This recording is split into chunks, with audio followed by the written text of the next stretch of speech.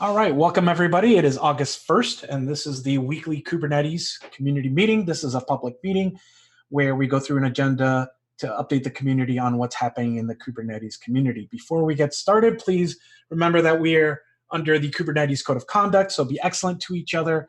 And remember that we are streaming and recording to YouTube, so everything you say will be on the internet for all time. We've got a packed agenda this week. We're going to have a demo from Garden, our glorious released manager has returned from holiday, so Laki will be giving us an update on what's going on there. And then we have 4 SIG status updates that we're going to try to cram in today to kind of catch us up for the summer. So we're going to have the product security committee, which is we're going to start to have committees do status updates on what's happening with there. So they're going to go. SIG instrumentation is going to go. SIG docs, and then SIG storage is going to close us out. So with that, Garden, you have 10 minutes. Take it away, John. Hey, everybody. Thanks for having me. Let me share my screen here quickly. So can you see my screen? Yes, good. All right. So I wanted to introduce you to a tool that we've been working on for about 1.5 years now. And Garden is a developer tool that makes it easy to work with complex distributed systems. We've spent a lot of effort on our Kubernetes support. Garden is designed to support other providers as well, but Kubernetes is where it's at today. So that's where we're focusing. Kind of core to the idea of Garden is that you should be able to describe the whole journey from a bunch of Git repositories through building, deploying, and testing. And notably testing. And we want to weave together your development workflows and your testing workflows so that you can get rapid feedback while you work and get some of the type of feedback that you would possibly only get from CI while you work on your code. So I'll dive straight into a demo. Let's see, starting here in a terminal. So Garden, you started with a CLI, and there's a bunch of different commands. I won't go through all of them. I'll use the one that kind of does it all. So I want to make a point here. So I have an example application which is a variant of the Docker voting example, which might be familiar. It's used to demo Docker Compose, etc. I'm going to spin that up, but just to make that point, I don't have Docker running locally, nor do I have Minikube or anything else running locally. I'm going to point Garden at my demo cluster, which in this case is hosted in GKE, could be pretty much anywhere. I'm going to run the dev command, which goes through my whole stack, make sure everything is built, deployed, and tested. And for good measure, I'm going to enable hot reloading for, I think, there's only one service in the stack that is configured for that. And I'll explain that a little bit later. So the first thing that happens here is we start a dashboard here. I'll show you that in a little while. It connects to the cluster. Make sure that there all the services that Garden needs are set up. And here you can see it walks through pretty quickly in dependency order. Make sure things are built. Services are up and running. They already were, so that's why it's so fast. Any test suites that I've defined have been executed, and runs everything and deploys everything that's needed. And you can see here, it will point me at the ingresses that I've configured. And this actually is a new feature here, the port forwarding, which we've now integrated. It'll be released next Tuesday. Basically, this automatically sets up a tunnel to every service in your cluster. Let me just quickly show that actually. So the example project is this guy here. You might have seen it, and we have a voting page and a result page. Nothing special going on here.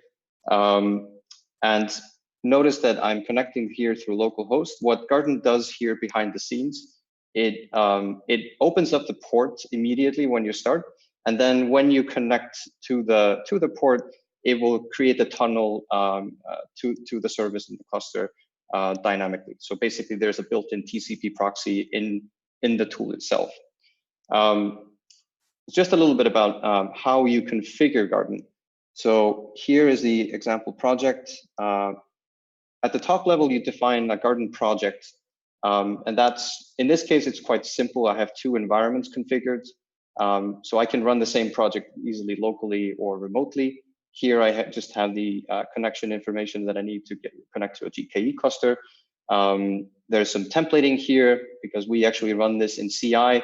So you can, we can pick up environment variables from the CI if you need it. For convenience, you can install Nginx as an ingress controller, but you can use whatever you like. Garden doesn't really do any magic in terms of Kubernetes. All this does, all that's happening is, am I getting a question here or? Okay, sorry. All that's really happening is Garden will translate its configuration to the relevant Kubernetes object. So let's look at a simple configuration here. So let's look at the Redis configuration. At the simplest, a Garden module can look something like this. This is enough information to tell Garden that you need to either build something if there's a Docker file next to it, or pull some image off the shelf. And then this will be translated into deployment, an ingress if applicable, and the service in the cluster.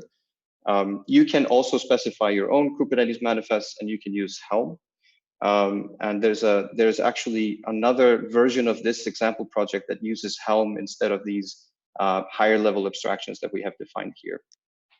And what's nice about Garden, and something that we've thought a lot about, is how you manage dependencies across different parts of your stack. So take the API service here, for example. This is a little bit more elaborate. So you find kind of Docker Compose-esque variables here. You can define the here. I'm saying basically we're listening. This hostname here, which we've templated from the project configuration, should route to this particular service. You can define tests as part of your stack. And maybe just to kind of help visualize this, let me open a dashboard here. So the stack graph is what we term like how you configure Garden. This is a visual representation of that. So these are all the individual steps you need to deploy the cluster, to deploy your stack. You go through builds, deploys. You can have workflow tasks as part of the deployment workflow. Here we have, for example, a task that creates a table in a database. And towards the bottom, you'll see tests, including integration tests. So what I'd like to do is quickly show how I'm going to break a test. So I have a downstream test that expects a certain status code from this service here. I'm just going to have it return something else. And you'll see it'll pick that up here, and it'll start traversing the graph until the part that, so basically everything that is affected by the line of code that I just changed will be automatically resolved here. And here I can see the actual error from the test. It is also printed out here in the console. And let me just kind of unbreak that test here. And yeah, so that's a very rapid fire overview of what Garden does. What we do is basically allow you to individually configure every part of your stack. The way we see it, every part of your stack should describe itself. It can also work across multiple repositories. Here we have everything in a kind of monorepo fashion. But the notion is that you can describe every part of your stack and what it depends on. So here I declare that this integration test actually needs this API service to be running. And this means it's easier for me to write tests that, instead of mocking and stubbing every part of and basically unit testing every part of my code, I can easily write integration tests and have them run while I work. How am I on time? A couple of more minutes? Okay. So just to kind of show how the same project can look using Helm charts. Here I have the same Redis service, just pulling the stable Redis charts with a version. I can provide values either here or in a values.yaml file. I can inline my own Helm charts here, like so, provide values to them through templates. I can reference other modules as part of the stack. Here I'm just telling this Helm chart that deploys my worker image, which is very simple Docker file. what the name of the repository name is and what the version tag I should deploy. And yeah, there's another module type just simply called Kubernetes, where you can specify without Helm the actual manifest. So you have a lot of flexibility in terms of how you configure your stack. And the philosophy around Garden is not that we're providing this higher level abstraction and limiting you to it, but rather that you can start simple and you can kind of gradually grow in complexity as the needs arise. Yeah, I think I'm at 10 minutes now. Should we open up for questions?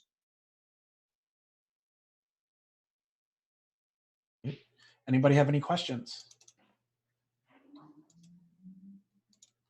on chats or any questions on Zoom? All right, with that, thank you, John. Moving on to our release updates. Laki? Hello, everybody. Can everybody hear me okay? Yep. Fantastic. Thanks, George. My name's Lachlan Ebenson. I'm the 116 release lead. Quick update on 116 this week. 7:30, which was this Tuesday, was enhancements freeze, and that's where we take in and cut off all the enhancements that are coming in and are slated for the 116 release. A few stats on that is we're tracking 39 different enhancements to go into 116. 17 of those are alpha, 12 are beta, and 10 are stable.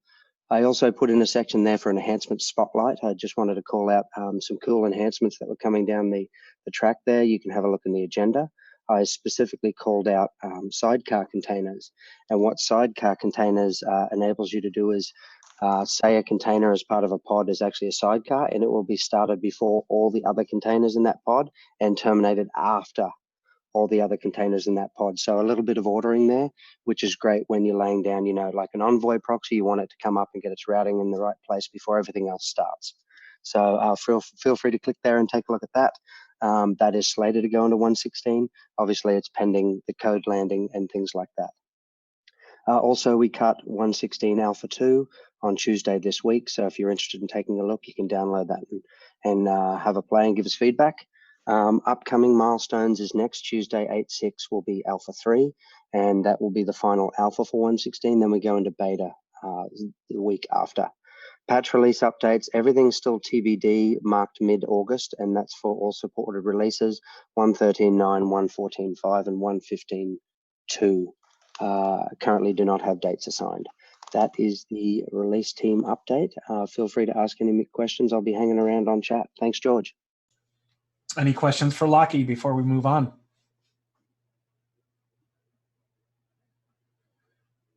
Okay, on to our SIG and committee updates. The first is going to be the Product Security Committee with Jonathan. Hello. So you typing in the document. Take it away.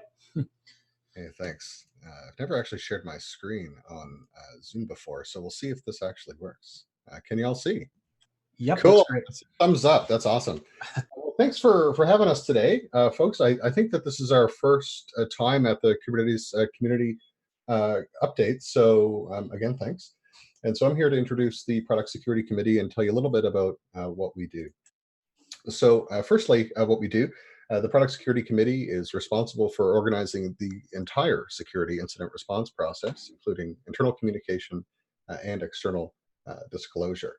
So we handle everything from triage bugs, new bugs, and all the way through until the fixes are pushed out. So a quick introduction to who we are. We have a few people on the team now, a number of J's.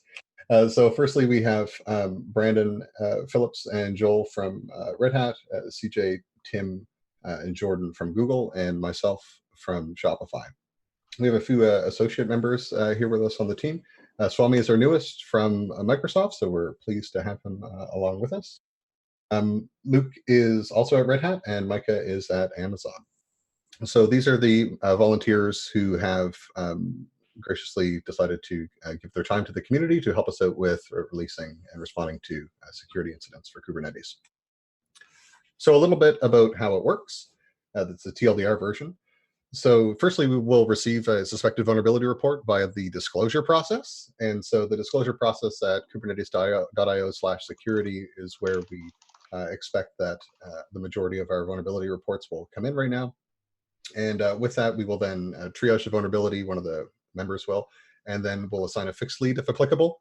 If applicable, usually applicable. If a vulnerability is not actually a vulnerability, we won't assign a fixed lead at that time. We can just triage and send it away.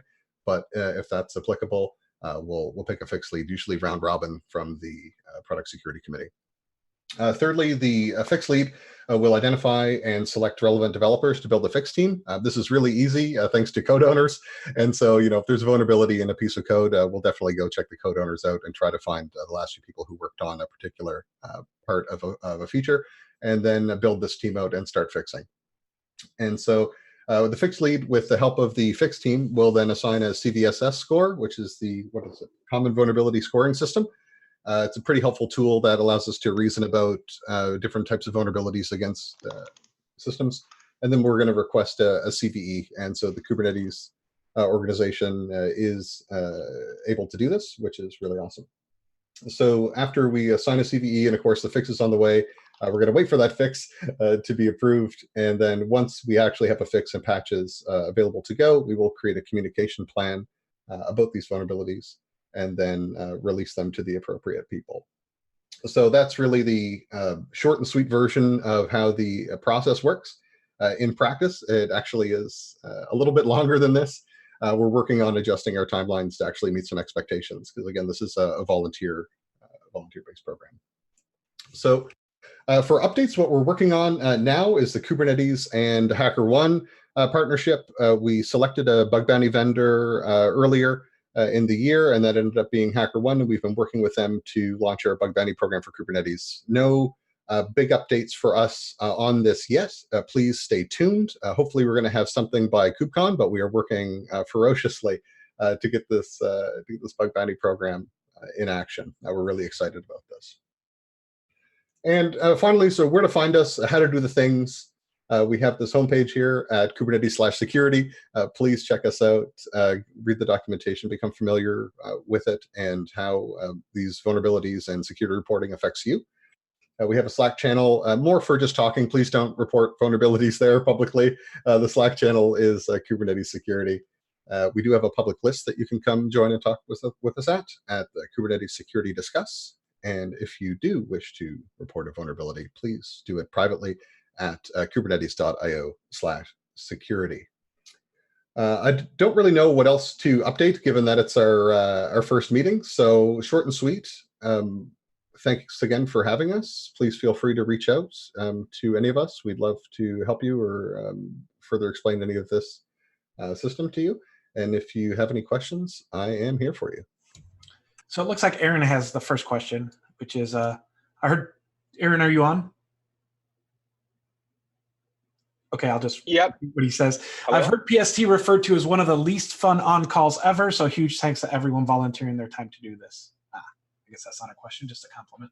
Hey, thanks so much. It's yeah, there's 6 people on the on-call rotation right now. I think it's been Tim for the longest time, Tim Allclair. But we have been running through a lot of this now, and hopefully we're going to sort out our on-call process to spread the love around. I know I've signed up for OpsGenie is what we use for this, and I've been paged a couple of times. And yeah, it's definitely more frightening than my production pager at Shopify, that's for sure. Mm. And I didn't see it on the slide, but I see security@kubernetes.io is the email address. So that seems pretty rememberable for everyone. Yeah, security@kubernetes.io is the de facto way to report vulnerabilities to us today. The reason I did not include that is we would like people to use the website because there is a little bit of further instruction there, as in just don't fire stuff downrange to us.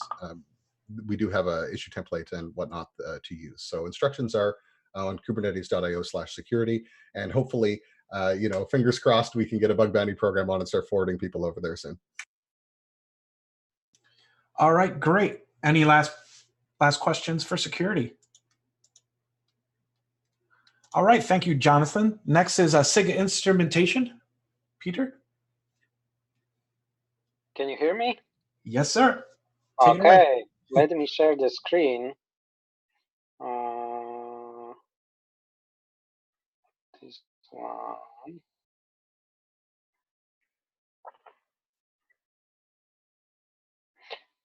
So can you see my presentation? Okay. So let's move on. So this is update of SIG instrumentation. My name is Piotr. I'm leading this together with Frederick Branczyk. So I will cover what we did recently, what we are working on right now, and how you can help basically. So what we did recently, so we started this year with the with noticing that plenty of metrics within Kubernetes, within the Kubernetes system components, violates Kubernetes instrumentation guidelines and Prometheus instrumentation best practices. So we decided to address this issue so that there was also no consistency in metrics names and labels. So you had from two components, you have like similar metrics meaning more or less the same, but written in a different way. So we did a lot of work toward rewriting all those metrics so that the metrics coming from Kubernetes system components, are consistent between the components. They follow the best practices in the guidelines. So basically, they meet the standards. This work landed in 1.14. And while working on this part, we also realized that there is not good way for keeping the metrics stable, like keeping track of the metric stability. What does it mean? Let's imagine that I want to change a metrics. I want to, migrate this, from one metrics to another, maybe, change some labels there and so on. So there was no such mechanism in the Kubernetes. So we decided that we want to address this as well. So we introduced, we designed and implemented a framework for versioning metrics. So that, there is a mechanism to perform the work that we did in the previous quarter, but also, perform similar work in the future so that we'll be able to change the metrics. We figured out the migration path. We are working now on the validation script. All this work will land in 1.16, so that there will be a framework and there will be a validation script run together with, this verify all script. And we need help on migrating the metrics, like to use like the existing metrics to use this new format. So if you are interested, feel free to join us like on the SIG instrumentations. Like there is plenty of Kubernetes system components. We would love to complete this migration within 1.16 timeframe. And it's time to start working on this, basically. So the related caps, like there is like this Kubernetes metrics overhaul, the work around, defining this stability, metric stability thingy is split amongst three caps. The first one is like about the framework itself. The other one, the second one, like metric stability migration, is about the plan for the migration. And the third one is about the introducing automated validation verification scripts. How to basically meet us? So as I mentioned, like Branch and myself are leading this SIG. We have a homepage here. We have a Slack channel. We have bi-weekly SIG meetings. They are on Thursday, 5:30 p.m. UTC. That's it from my side. Any questions?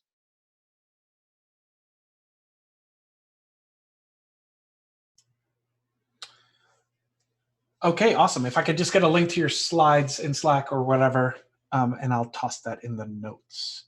Okay. Yes, I put them. Thank you. Great, thank you. Any last questions for instrumentation? All right, next we have SIG Docs, Mr. Jim Angel. Hey, thanks, George. I'm Jim Angel. I'm stepping in for Zach Corlesson, representing all things SIG Docs. So give me a second here. I'll pull up my slides.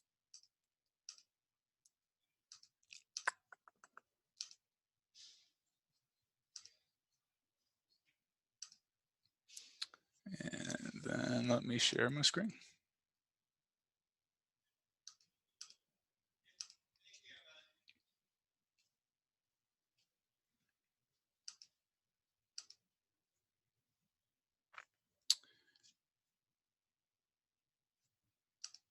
All right, I feel like a total Zoom rookie here. Missing share my screen. Where did it go? Should be at the bottom. It's a green square with an arrow on it. Yeah. There you go. If there was a snake, it would have bit me. Awesome. Cool. Can you see my screen? Yep, looking good. Perfect. All right, so what we did last cycle, we continued our localization efforts. So we're up to 7 languages right now, recently being Spanish, Portuguese, Indonesian, and Hindi, with Tamil in the works. And localization is just exploding. I know Jennifer touched on this last update, but it seems like it's a train in motion, and it's really awesome to see the work that's being done in the different areas all over the world. And we also released the 115 doc, so thanks to Barney. That was a great effort there. We still have some snags in the release process for documentation, but I'm actively working with Barney and the current release lead, Tunde, to resolve some of those friction points. There's no reason why docs needs to be a complex part of the release process, so we're trying to make sure it's an easy journey there. We're continuing to improve mentorship and sustainability. So things like the new contributor ambassadors, issue triage leads, localization leads, and shadow chairs, trying to make it so it's a revolving door in a good way. So there's a sustainable model within SIG Docs for how PRs are handled, how issues are handled, how chair mentorship is handled, and really build a open and collaborative community around SIG Docs that can sustain itself. Also in this cycle, we introduced concepts and curated security content into a single page. This is with help with Zach Arnold, and we created it was not an official working group, it was more of a sub-project, and I think there's a finite end date here where at some point that will kind of disband themselves, but the efforts there are to consolidate how you secure a cluster, where all those resources are, and in the past they're kind of all over the place. So it's a really big improvement to start consolidating those, and it sounds like it might play a little bit of a role in tandem with the things that Jonathan was talking about earlier today. Kind of like, what do you secure in your cluster, and then also how does that announcement, that communication piece happen to the community, and that's really the focus there for that. We also finished a content redesign, including a table to represent the various vendor solutions fairly. So you can click on that link in the slide link in the documentation here. But what you'll see is there's now a table of vendors with the different attributes of them. Before this, it was more of a pitch your own product type thing. There's a lot of content. And as we saw the vendors scale out, there's different ways to sell your product. And it was not really standardized in any way. So that effort put it down into a table where you can simply see check marks of where vendors fit in certain categories and areas to find a solution that meets your need that is not necessarily a pitch. We also held our second remote Q2 and Q3 planning meeting. So previously that was done in person. This is the second one we did through a Zoom session to work out some of our goals for Q3. We're currently averaging 1.27 million page views per week, which I think is pretty impressive, up from 1.2 million a week. So that's awesome to see. That's pretty impressive numbers, and I guess shout out to Netlify for helping sustain some of that load. And also CNCF did some research back in 2017 about the feedback on how documentation looks. And in 2017, there was low concern, there was high concern, low satisfaction. And then now in 2019, they've recently redid some of those efforts to figure out what the opinions were on documentation. And now we're at low concern, moderate to high satisfaction. So I think there's room for improvement, but that's great to see that we're trending in the right direction. So plans for upcoming cycles, still continuing that focus on mentorship. Like I said, keeping a revolving door, but in a good way, the sustainable community that has instructions on how people come in and how people exit, and really create that open community mindset. The release 116 is in progress. As I mentioned earlier, Tunde is coming up to speed awesome, and he's doing a great job at improving some of those friction points we've been having the past few releases. Much like software continues to get better, I think the release process for documentation continues to get better, and I still think we have room to grow. I'm shadowing for the chair role, so hey, learn a little bit more, once again, talking about the sustainability of SIGDocs, learning what a shadow or learning what a chair does in SIGDocs, and learning more about kind of what goes on behind the scenes to make sure that we're following all the things we need to follow within the community. So looking forward to learning more there. And then continuing to focus on issue triage with issue triage leads. So how these plans affect you? The working group I was talking about earlier with Zach Arnold.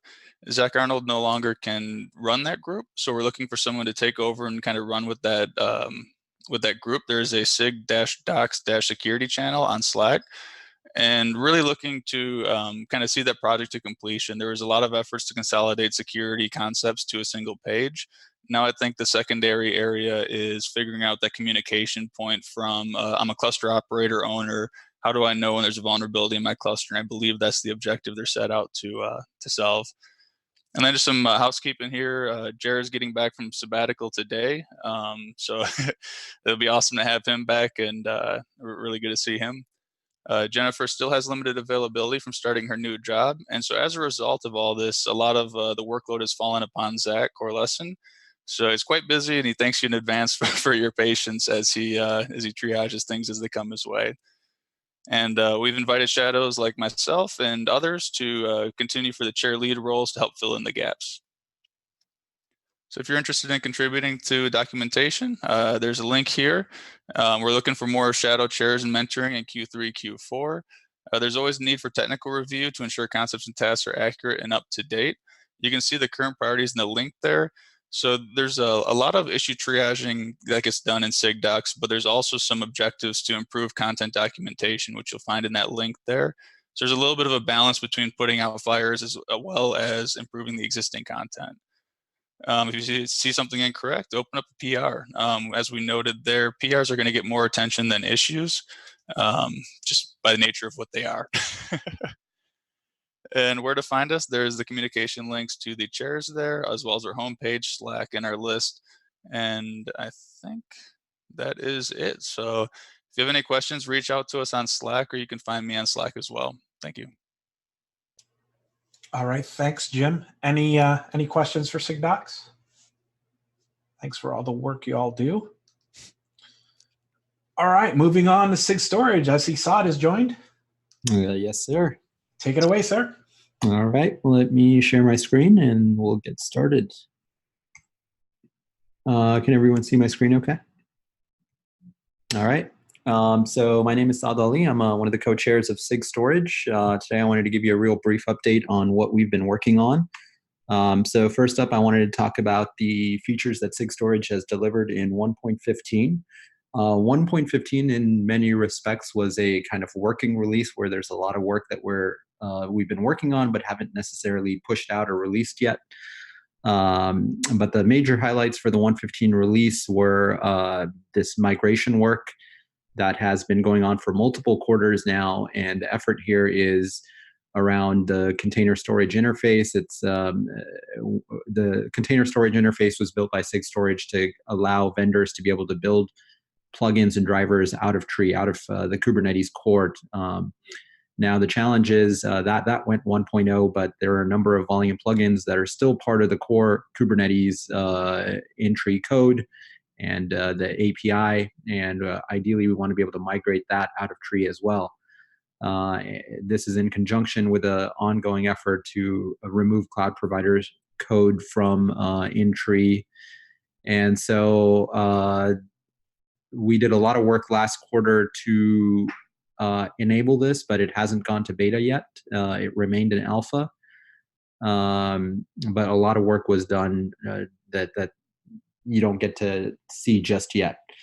In addition to that migration work, we continue to add functionality to CSI, functionality that didn't exist necessarily on the entry side. One is ephemeral volume support for inline volumes. So the idea here is that we want to be able to use CSI volumes not just for persistent volumes like iSCSI or Fiber Channel or whatever type of external persistent storage you have, but also for ephemeral storage. So you're probably familiar with the idea of an empty dir or a secret volume, where the volume is created when the pod is created and then deleted when the pod is terminated. And so we want to enable those kinds of volumes, and that functionality was added to alpha for CSI volumes in 1.15. In addition to that, we're continuing to make the CSI layer more robust. We added a new registration mechanism we made the existing registration mechanism for the kubelet for CSI drivers more robust. It's more tolerant of errors. We also allowed CSI drivers to be able to expose volume capacity. This is something that entry drivers could do, but CSI wasn't able to do until very recently. And then we also added the ability for you to be able to specify secrets per volume, so per PVC instead of for an entire storage class. This allows you to provide, for example, an encryption key when you are provisioning a new volume. So beyond CSI, we are adding two major pieces of functionality: volume cloning and volume snapshots. Volume snapshots has been in alpha for quite some time now. And we added a couple of new features there. One was the snapshot and delete volume finalizer. This prevents users from accidentally deleting objects out of order and getting themselves into a bad state. We also designed a QS and resume hook for volume snapshots in conjunction with SIG apps.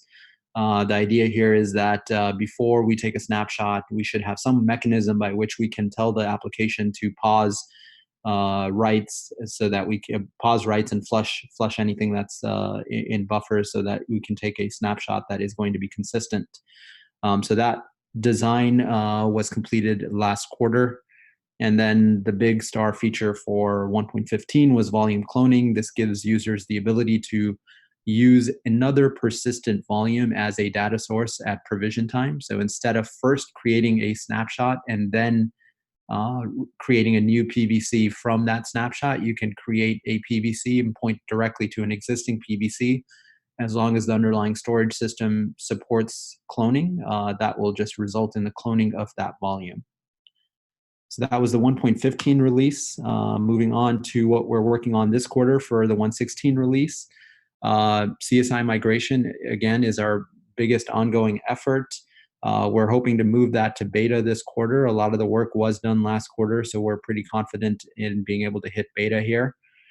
The next item here is adding online and offline volume resizing to CSI. That is currently available as alpha. We want to move that to beta.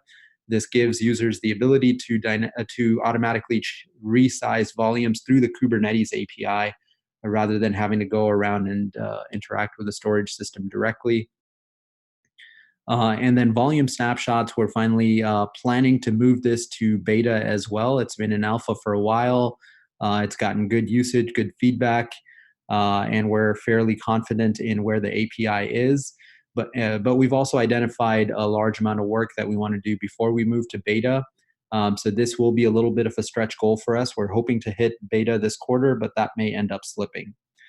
And then volume cloning, which was introduced last quarter, was simple enough and has gotten enough positive feedback that we're confident in moving that forward to beta this quarter as well.